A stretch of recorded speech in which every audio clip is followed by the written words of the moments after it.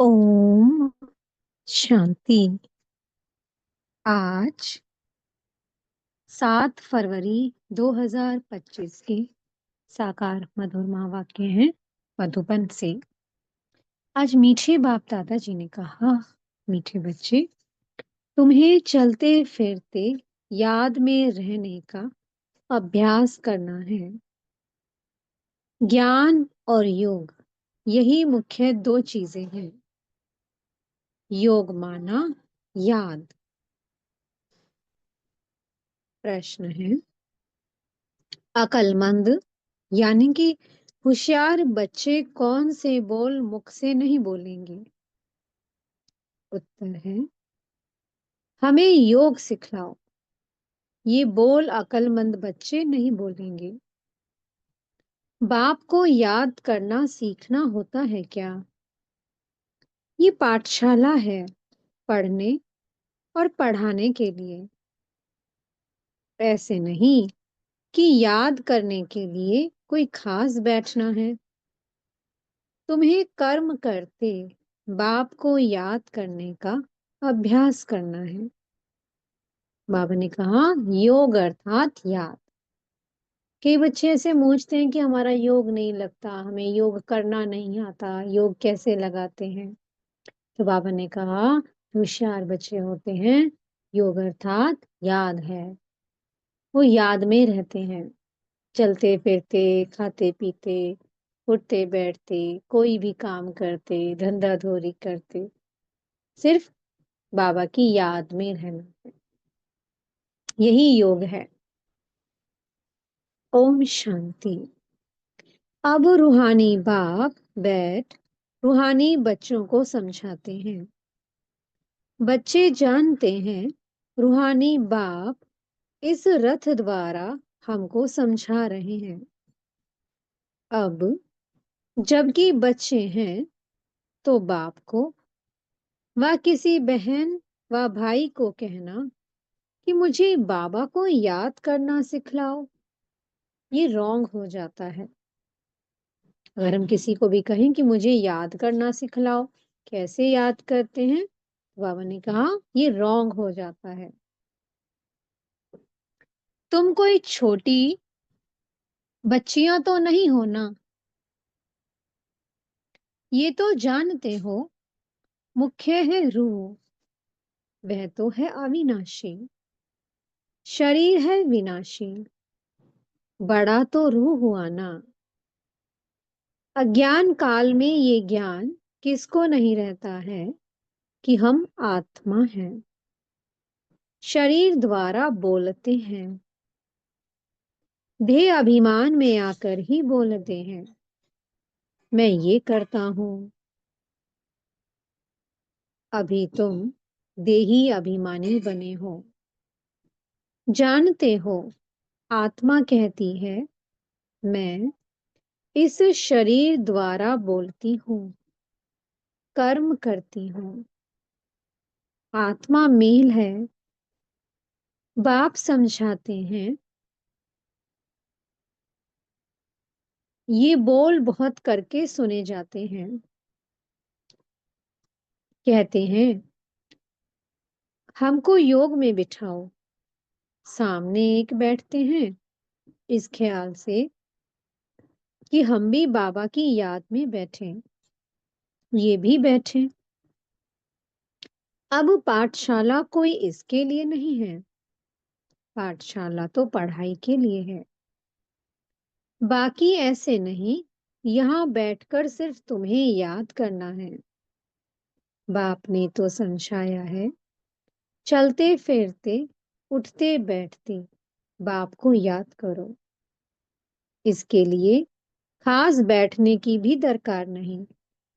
जैसे कोई कहते हैं कि राम राम कहो, क्या बिगर राम राम कहे याद नहीं कर सकते हैं?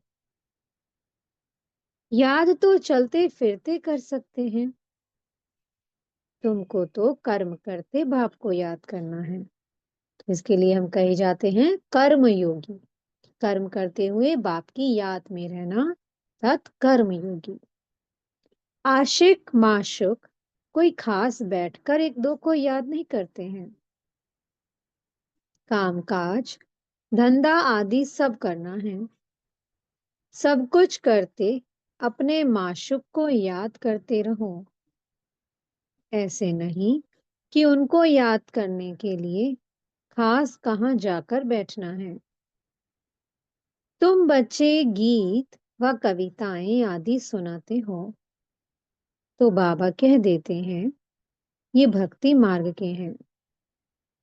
कहते भी हैं शांति देवा, सो तो परमात्मा को ही याद करते हैं, ना कि श्री कृष्ण को। ड्रामा अनुसार आत्मा अशांत हो पड़ी है तो बाप को पुकारती है, क्योंकि शांति, सुख, ज्ञान का सागर वो है।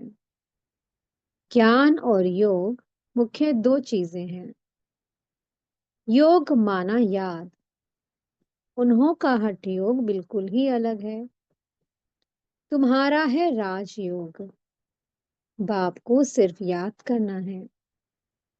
बाप द्वारा तुम बाप को जानने से सृष्टि के आदि, मध्य, अंत को जान गए हो। तुमको सबसे बड़ी खुशी तो ये है कि हमको भगवान पढ़ाते हैं। भगवान का भी पहले पहले पूरा परिचय होना चाहिए। ऐसे तो कभी नहीं जाना कि जैसे आत्मा स्टार है वैसे भगवान भी स्टार है। वो भी आत्मा है, परंतु उनको परमात्मा, सुप्रीम सोल कहा जाता है। वो कभी पुनर्जन्म तो लेते नहीं हैं। ऐसे नहीं कि वह जन्म मरण में आते हैं। नहीं, पुनर्जन्म नहीं लेते हैं। खुद आकर समझाते हैं मैं कैसे आता हूँ। त्रिमूर्ति का गायन भी भारत में है। त्रिमूर्ति, ब्रह्मा, विष्णु, शंकर का चित्र भी दिखाते हैं। शिव परमात्माए नमः कहते हैं ना। उस ऊंच से ऊंच बाप को भूल गए हैं। सिर्फ त्रिमूर्ति का चित्र दे दिया है। ऊपर में शिव तो जरूर होना चाहिए, जिससे ये समझें कि इनका रचयिता शिव है। रचना से कभी वर्षा नहीं मिल सकता है। तुम जानते हो ब्रह्मा से कुछ भी वर्षा नहीं मिलता। विष्णु को तो हीरे ज्वारों का ताज है ना। शिव बाबा द्वारा फिर पेनी से पाउंड बने हैं। तुम क्या बन गए थे? पेनी बन गए थे, वर्थ नोट ए पेनी। और अब हम क्या बन गए हैं? पाउंड बन गए हैं, वैल्यूएबल। शिव का चित्र ना होने से सारा खंडन हो जाता है। ऊंचते ऊंच है परम पिता परमात्मा, उनकी ये रचना है। अभी तुम बच्चों को बाप से स्वर्ग का वर्षा मिलता है 21 जन्मों के लिए। भल वहां फिर भी समझते हैं लौकिक बाप से वर्षा मिला है। वहां ये पता नहीं कि ये बेहद के बाप से पाई हुई प्रारब्ध है। ये तुमको अभी पता है। अभी की कमाई वहां 21 जन्म चलती है। वहां ये मालूम नहीं रहता है कि इस ज्ञान का बिल्कुल पता ही नहीं रहता। ये ज्ञान न देवताओं में है न शूद्रों में रहता है। ये ज्ञान है ही तुम ब्राह्मणों में। ये है रूहानी ज्ञान। स्पिरिचुअल का अर्थ भी नहीं जानते हैं।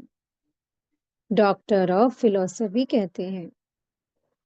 डॉक्टर ऑफ स्पिरिचुअल नॉलेज एक ही बाप है।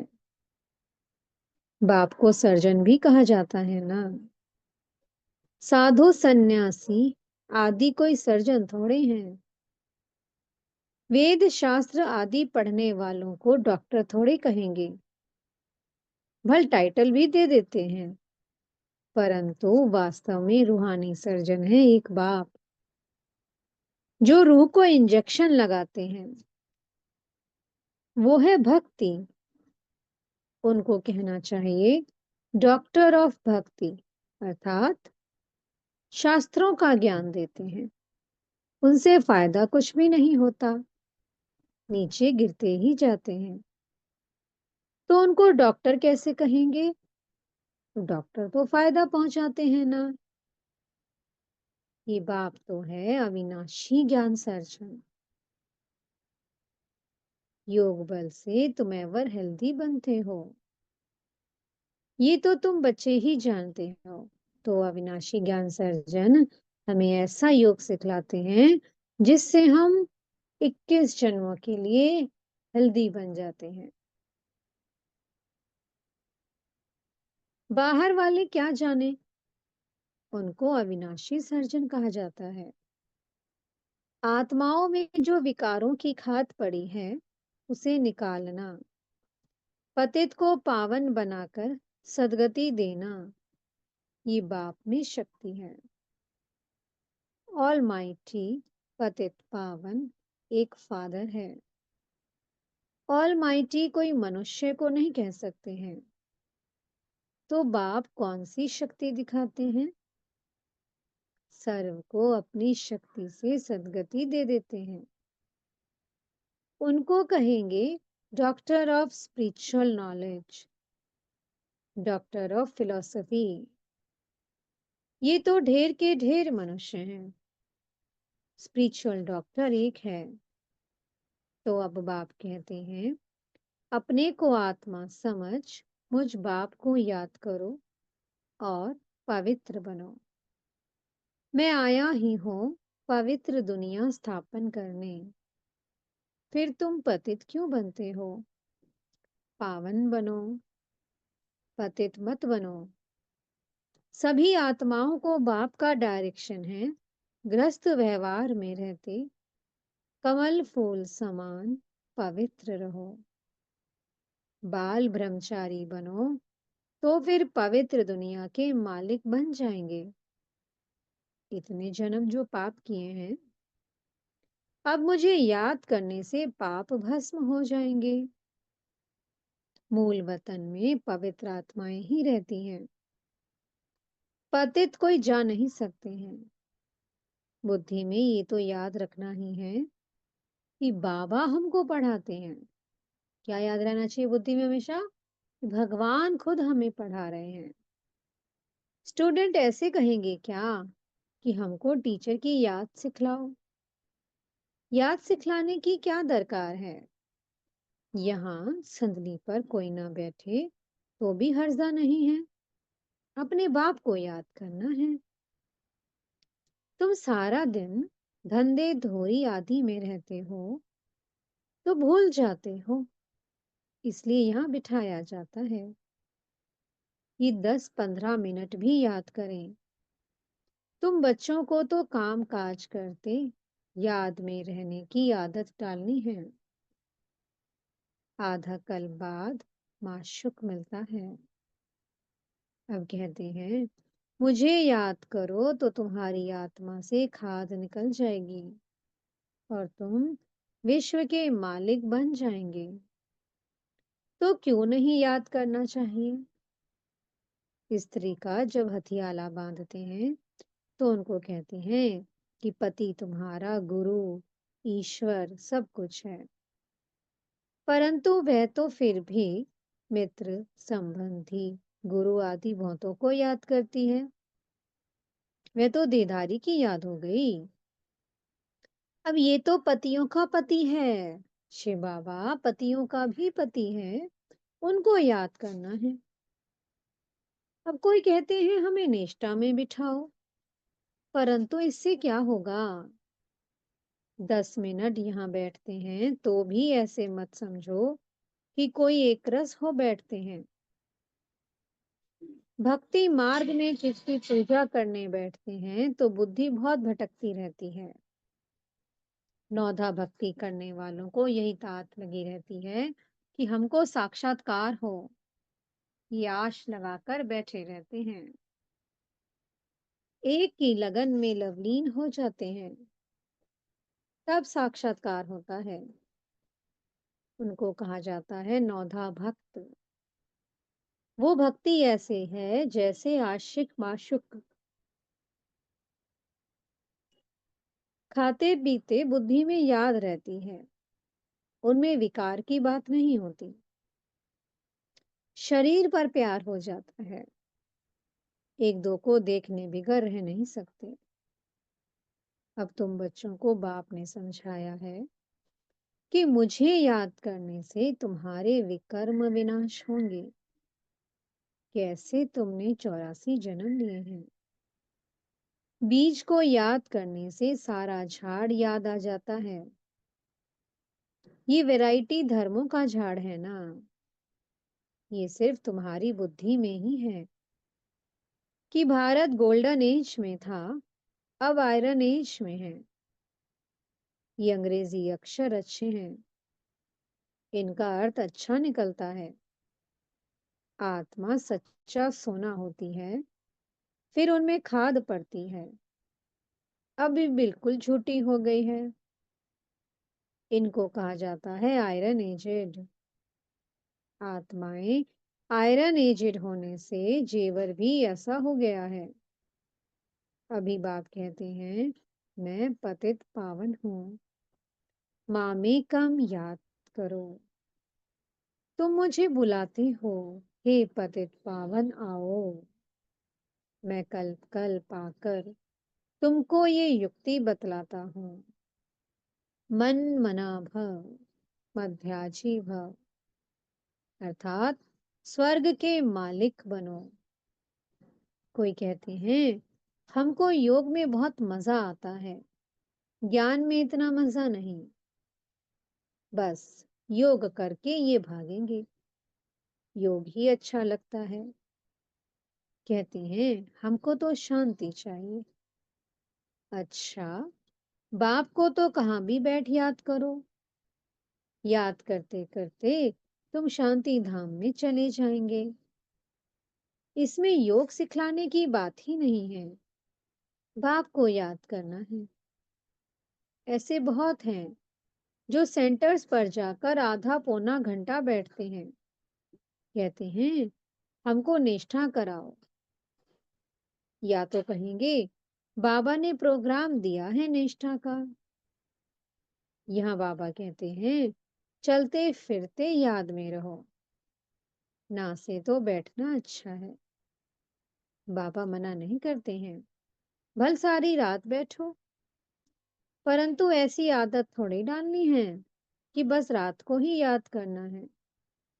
तो आदत डालनी है कि काम काज करते याद करना है। तो बाबा ने कहा ऐसे नहीं कि एक जगह बैठ के याद करना है, हर कर्म करते हुए बाबा की याद में रहना है। इसमें बड़ी मेहनत है। बुद्धि घड़ी घड़ी और तरफ भाग जाती है। भक्ति मार्ग में भी बुद्धि भाग जाती है, फिर अपने को चुटकी काटते हैं। सच्चे भक्त जो होते हैं उनकी बात करते हैं, तो यहाँ भी अपने साथ ऐसी ऐसी बातें करनी चाहिए।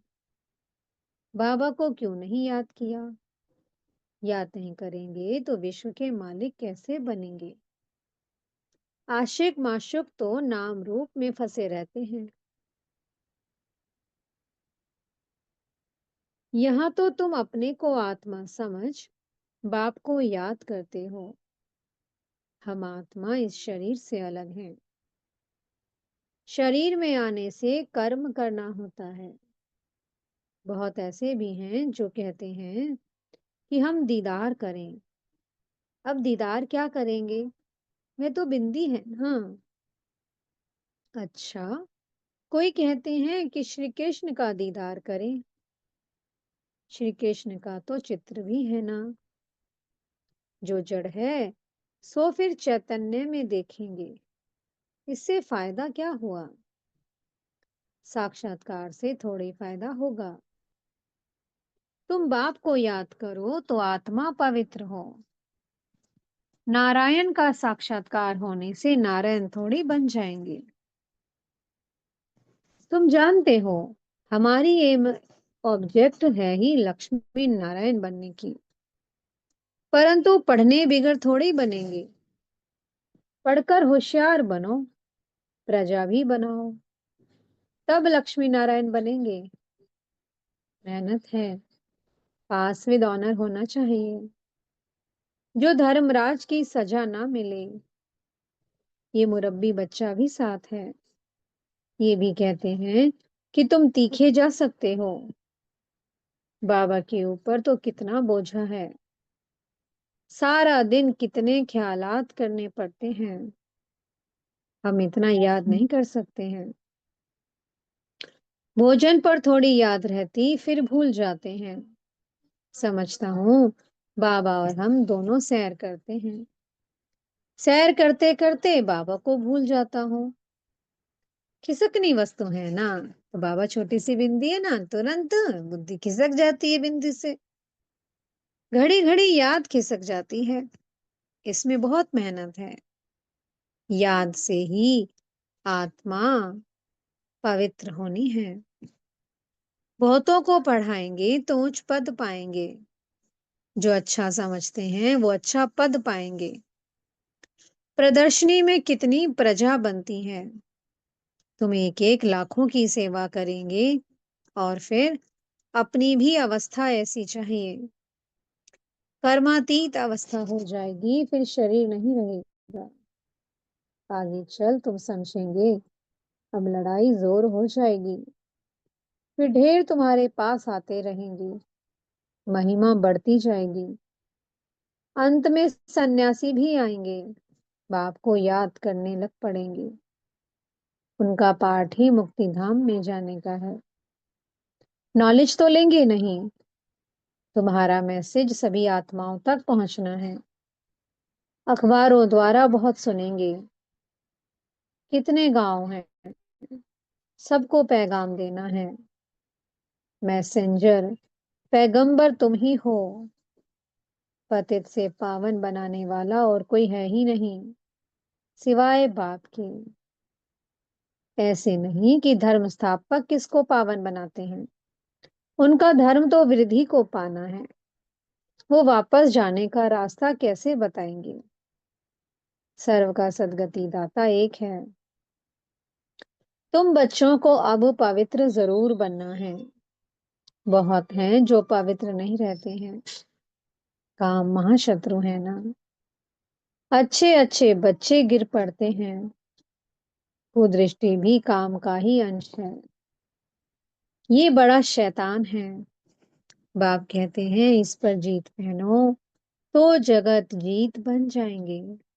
अच्छा, मीठे मीठे सी कीलते बच्चों प्रति माता पिता बाप दादा का याद प्यार और गुड मॉर्निंग। रूहानी बाप की रूहानी बच्चों को नमस्ते। हम रूहानी बच्चों की मीठे रूहानी बाप दादा जी को बहुत बहुत याद प्यार, गुड मॉर्निंग और नमस्ते।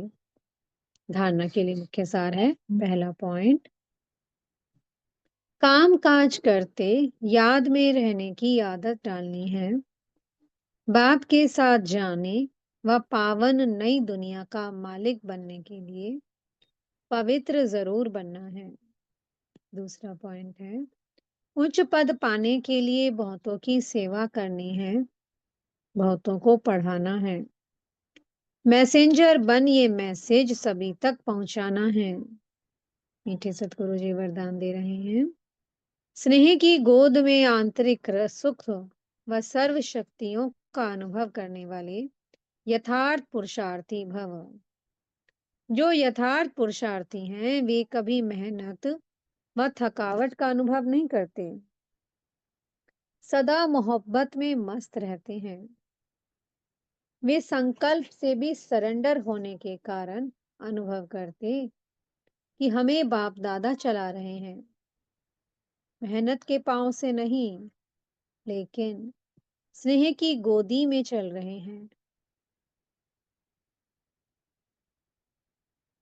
स्नेह की गोद में सर्व प्राप्तियों की अनुभूति होने के कारण वो चलते नहीं, लेकिन सदा खुशी में, आंतरिक सुख में, सर्व शक्तियों के अनुभव में उड़ते रहते हैं। स्लोगन है, निश्चय रूपी फाउंडेशन पक्का है तो श्रेष्ठ जीवन का अनुभव स्वतः होता है। अव्यक्त इशारे हैं। एकांत प्रिय बनो, एकता और एकाग्रता को अपनाओ। अनेकता में एकता, तो प्रैक्टिकल में अनेक देश, अनेक भाषाएं, अनेक रूप रंग, लेकिन अनेकता में भी सबके दिल में एकता है ना, क्योंकि दिल में एक बाप है। एक श्रीमत पर चलने वाले हो, अनेक भाषाओं में होते हुए भी मन का गीत, मन की भाषा एक है। ओम शांति। बहुत बहुत शुक्रिया प्यारे प्यारे हमारे मीठे मीठे बाप दादा जी का। ओम शांति।